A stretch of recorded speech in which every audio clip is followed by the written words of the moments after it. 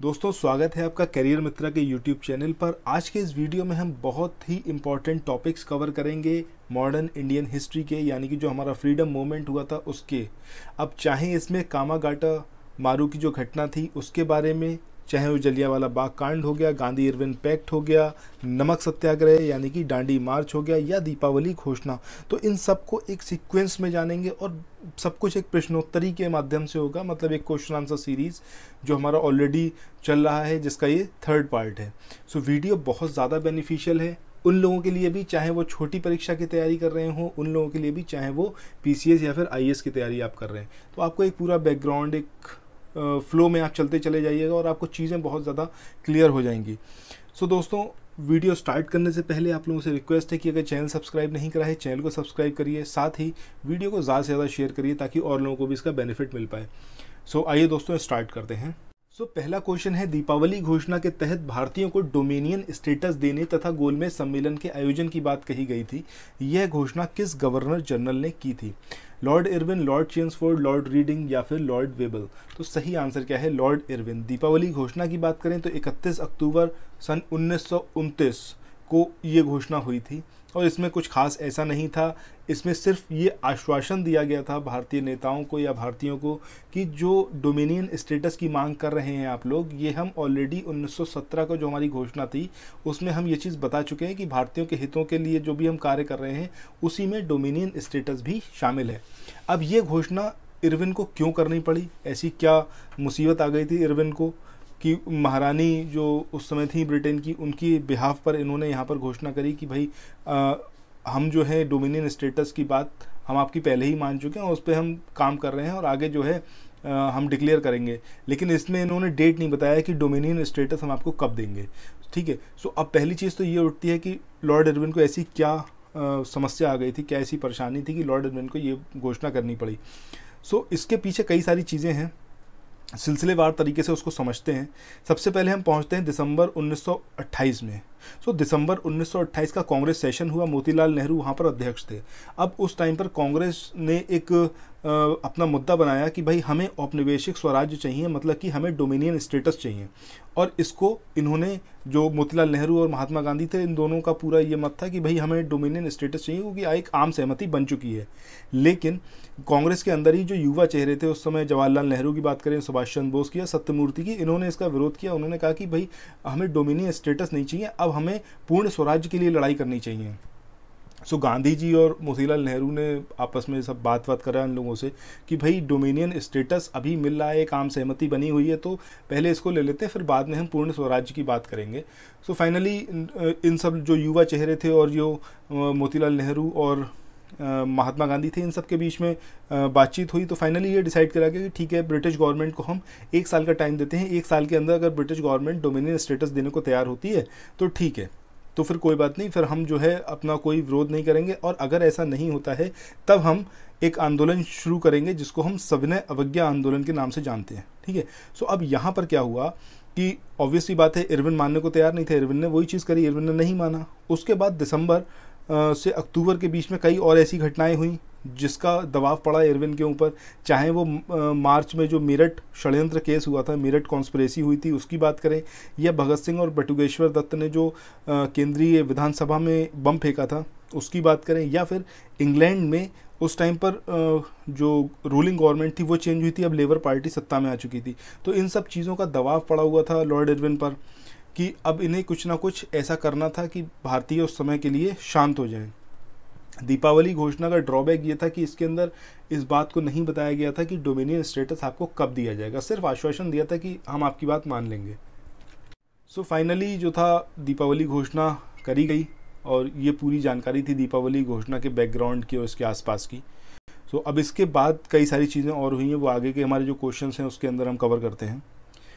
अगला क्वेश्चन है, किस व्यक्ति ने गांधी जी के नमक सत्याग्रह की तुलना नेपोलियन की एल्वा से पेरिस तक की यात्रा से की? सुभाष चंद्र बोस, लाला लाजपत राय, जवाहरलाल नेहरू या फिर सरदार पटेल? तो सही आंसर है इसका सुभाष चंद्र बोस।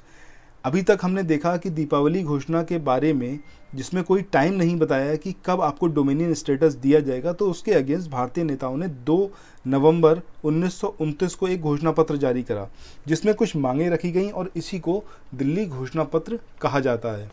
लेकिन अभी इरविन ने इसमें भी जो मांगे थी वो मानी नहीं। तब 1929 का जो कांग्रेस सेशन हुआ, लाहौर अधिवेशन जिसे हम बोलते हैं, उसमें पूर्ण स्वराज की मांग रखी गई और इन मांगों को मनवाने के लिए सविनय अवज्ञा आंदोलन शुरू करा गया और सविनय अवज्ञा आंदोलन के अंदर ही नमक सत्याग्रह यानी कि डांडी मार्च करा गया।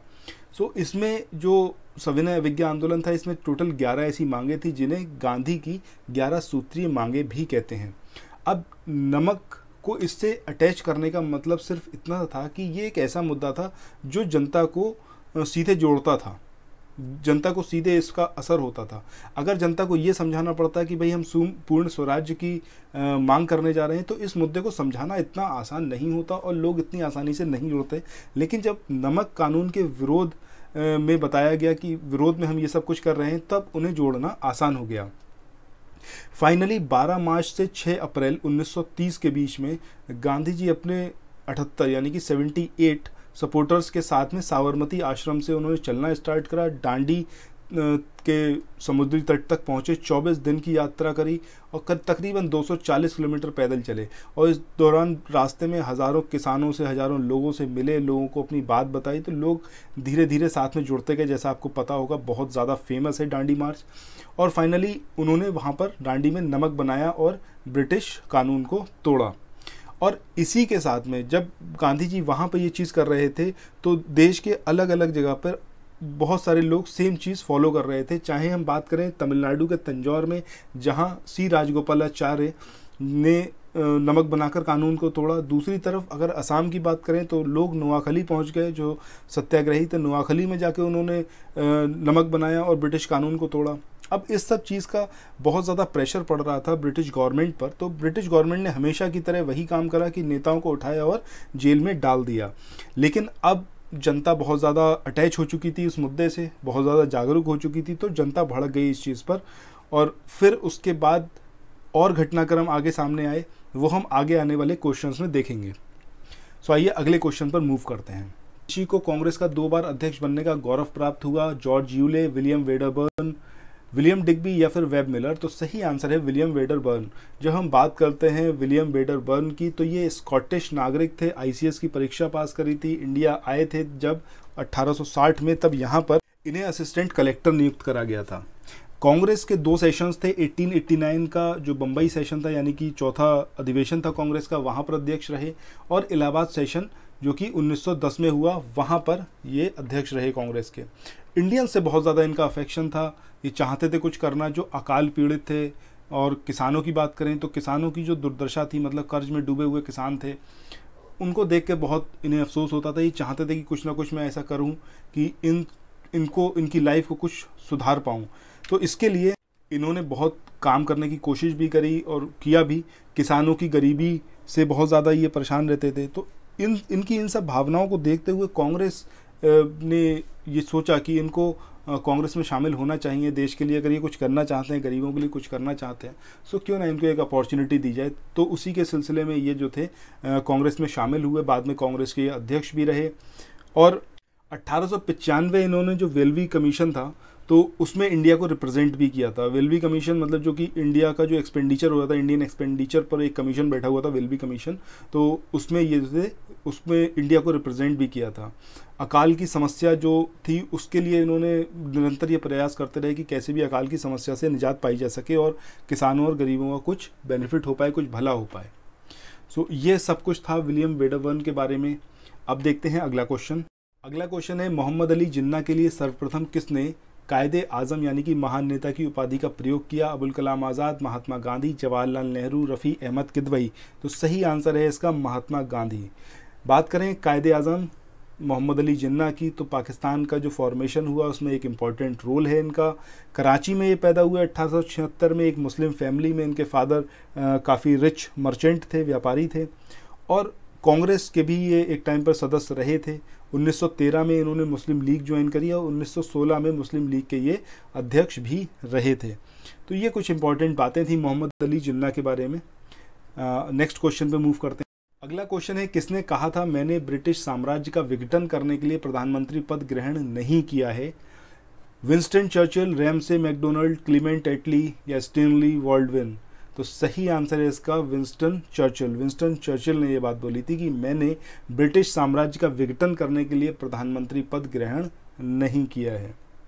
सो नेक्स्ट क्वेश्चन है हमारा, शिमला का सन्यासी नाम से कौन विख्यात है? A.O. Hume, Vinoba Bhave, George Yule या फिर केटी तेलंग?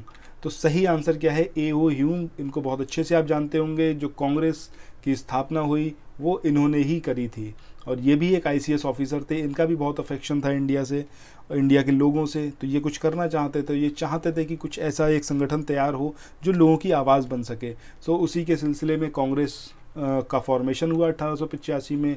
उस टाइम पर जो वायसराय थे डफरिन, उन्होंने भी काफ़ी इस चीज़ को सपोर्ट करा था। उनको लग रहा था कि हमें एक ऐसा माध्यम मिल जाएगा जिससे हम लोगों को सप्रेस कर पाएंगे, लोगों की भावनाओं को दबा पाएंगे। बट वो उनकी एक गलतफहमी थी जो आगे जाके ब्रिटिश साम्राज्य के लिए मुसीबत का कारण बनी, और फाइनली ब्रिटिश गवर्नमेंट को या फिर ब्रिटिश साम्राज्य को हिंदुस्तान को छोड़ना पड़ा। अगला क्वेश्चन है, जलियांवाला बाग कांड 1919 के विरोध में किस एक भारतीय ने गवर्नर जनरल की कार्यकारिणी परिषद से त्यागपत्र दे दिया था? शंकरन नायर, PS शिवस्वामी, BN शर्मा या फिर मोहम्मद हबीबुल्ला? तो सही आंसर क्या है इसका? शंकरन नायर। जलियांवाला बाग कांड इतिहास में बहुत ज़्यादा इंपॉर्टेंस रखता है, क्योंकि इसके बाद चीज़ें बहुत तेज़ी से बदली, क्रांतिकारी गतिविधियां बहुत तेज़ी से होने लगी, सामने आने लगी। तो 13 अप्रैल का वो दिन बैसाखी का दिन था, और 1919 का, जब ये कांड हुआ और ये जनरल डायर ने करवाया। मासूम लोगों पर तब तक गोलियां चलाई गईं जब तक गोलियां ख़त्म नहीं हो गई। मानवता को लगभग आप समझिए ख़त्म कर दिया गया, किसी तरीके की कोई ह्यूमैनिटी नहीं थी। और जो अमृतसर का जलियांवाला बाग कांड था, इसने पूरे हिंदुस्तान को हिलाकर रख दिया, लोगों को सोचने पे मजबूर कर दिया। जो लोग अभी तक इतना अफेक्शन नहीं रखते थे क्रांतिकारियों से, उनकी सोच बदल दी। वो लोग जो ब्रिटिश गवर्नमेंट से थोड़ी सहानुभूति रखते थे, या उनको ऐसा लगता था कि ब्रिटिश गवर्नमेंट कुछ कर सकती है हमारे लिए, उनकी सोच भी बदल गई। और उसी के सिलसिले में शंकरन नायर, ये गवर्नर जनरल की कार्यकारिणी परिषद में थे, इन्होंने वहाँ पर त्यागपत्र दे दिया। वहीं बात करें हम रविंद्रनाथ टैगोर की, तो उन्होंने अपनी जो नाइटहुड की उपाधि थी उसको लौटा दिया। इस पूरे घटनाक्रम में जो जलियांवाला बाग कांड हुआ, इसमें तकरीबन 1000 लोग मारे गए, ऐसा ऑफिशियल डेटा है, लेकिन अनऑफिशियली तो इससे कहीं ज़्यादा लोग मारे गए थे। अब ये वो लोग थे जो गांव से अपने चले थे सिर्फ इस बात का विरोध करने के लिए कि अप्रैल में 1913 में जो 10 अप्रैल को कुछ सत्याग्रहियों पर गोलियां चलाई गई थी, और डॉक्टर किचलू और डॉक्टर सत्यपाल को पंजाब से ज़बरदस्ती बाहर निकाल दिया गया था। ये सिर्फ उसका विरोध करने गए थे। इनको ये पता भी नहीं था कि ऐसे किसी भी कार्यक्रम पर बैन लगा हुआ है। सो ये वहाँ पहुँचे, उधर जनरल डायर को पता चला, तो जनरल डायर ने पूरे बाग को घेर लिया और वहाँ पर गोलियाँ चलाईं, जिसमें देखा नहीं गया कि औरतें हैं, बच्चे हैं। जिसे देखा बस गोली मारने से मतलब था, गोलियाँ मारते चले गए जब तक गोलियाँ ख़त्म नहीं हुई। सो बहुत ज़्यादा विभत्स घटना थी।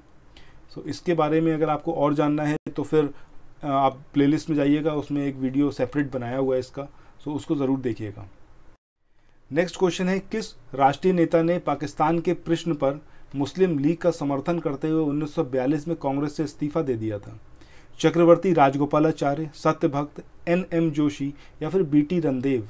तो सही आंसर है इसका चक्रवर्ती राजगोपालाचार्य। अगला क्वेश्चन है, कामागाटा मारू की घटना किस वर्ष हुई? 1914, 1915, 1918 या फिर 1913? तो सही आंसर क्या है इसका? 1914।